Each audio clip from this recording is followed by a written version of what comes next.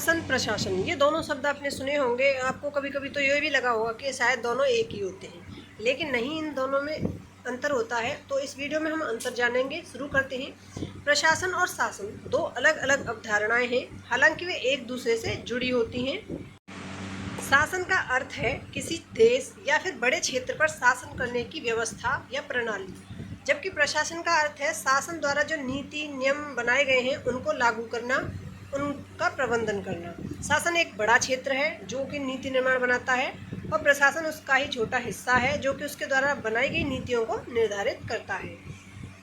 परिभाषा देखते हैं शासन की, जो कि गवर्नेंस है। शासन एक व्यापक अवधारणा है जो किसी राज्य या फिर संगठन में निर्णय लेने और नीतियों को निर्धारित करने की प्रक्रिया है।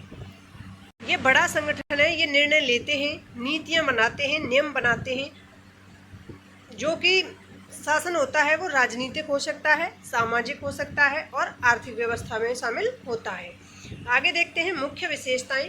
नीति निर्माण करता है, ये निर्णय लेने की क्षमता इनके पास होती है शासन में, और ये जवाबदेही होते हैं, क्योंकि शासन चलाने वाले जो लोग होते हैं वो जनता द्वारा चुने हुए होते हैं और वह जनता के प्रति उत्तरदायी भी होते हैं।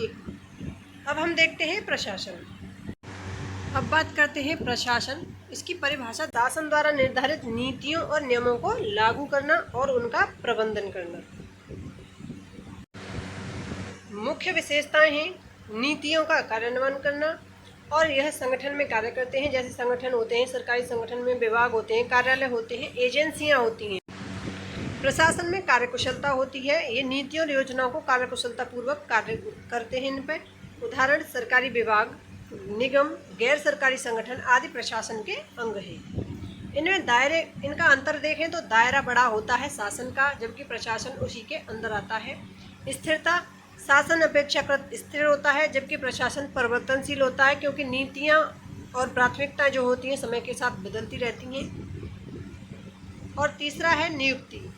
शासन के सदस्य आमतौर पर नियुक्त नहीं होते, ये निर्वाचित करे जाते हैं। जनता द्वारा इनको वोट देकर निर्वाचित किया जाता है, जबकि प्रशासन के लोगों को नियुक्त किया जाता है और इन्हें चयनित किया जाता है। आगे देखते हैं।